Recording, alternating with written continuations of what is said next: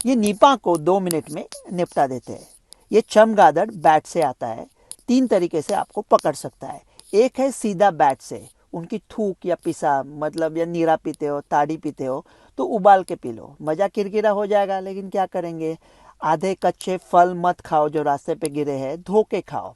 दूसरा तरीका है ये बैट्स चमगादड़ किसी इंटरमीडिएट को होस्ट को पकड़ेंगे, जैसा कि मलेशिया में सुअरों को पकड़ा था, ऑस्ट्रेलिया में घोड़ों का। इंडिया में ऐसा कोई दिखाई नहीं दे रहा है, फिर भी अगर आप नॉनवेज खाते हो तो अच्छी तरह से पका के खा लो।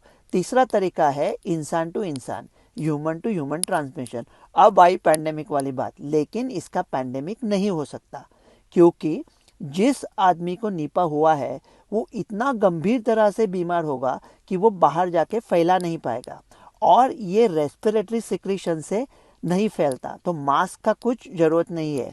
ये फैलता है बॉडी फ्लूइड से, जैसे कि थूक, पेशाब या खून। अभी बोलो जय और वीरू एक दूसरे के गहरे दोस्त है, फिर भी वीरू जय के पेशाब को या थूक को क्यों हाथ लगाएगा। तो इसका खतरा सिर्फ है नीपा के पेशेंट की जो देखभाल करते हैं वो डॉक्टर्स और नर्सेस को, ज़्यादातर नर्सेस को। तो फिर क्वारंटाइन का क्या फ़ायदा है। कोई इंसान अगर नीपा के पेशेंट के संपर्क में आता है तो उसको क्वारंटाइन करके क्या फ़ायदा है। और संसर्ग होने के बाद लक्षण आने को कभी कभी 8-9 दिन लगते हैं, कभी कभी 3 महीना, कभी कभी 2 साल। तो कब तक क्वारंटाइन करोगे। तो इसका लक्षण क्या है। तो बहुत बुखार आता है और सर दर्द होता है, और अगर हो गया तो बचने का चांस बहुत कम है, 80% से भी ज़्यादा मौत का खतरा है। तो फिर टेस्टिंग कैसे होता है। ये जो वायरस का टेस्टिंग होता है ये इंडिया के शायद 4 या 5 लैब्स में होता होगा, और जो एंटीबॉडी का टेस्टिंग है वो भी बहुत कम जगहों पे होता है।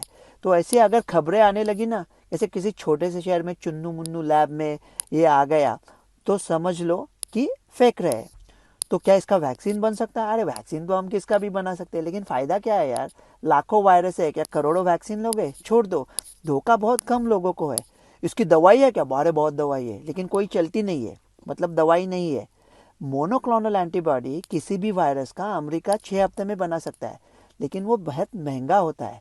जो चांद के पिछवाड़े पे गया भारत, वो देश जुगाड़ निकाल के ऐसी तरकीब निकाले कि मोनोक्लोनल एंटीबॉडी सस्ते में कैसे बनाते हैं, तो पूरे विश्व का दुआ लेके जाएगा और लीडरशिप करेगा। उम्मीद करते हैं वही करेगा। तो अभी ये जो नेशन कह रहे हैं कि ये बॉर्डर लगेगा, कोविड जैसा चेकिंग होगा, अरे छोड़ दो। दीवार जो हम दोनों में है आज गिरा दो, कहीं जाना है घुमाओ, या नीपा बीपा छोड़ दो यार। रवि गोड से।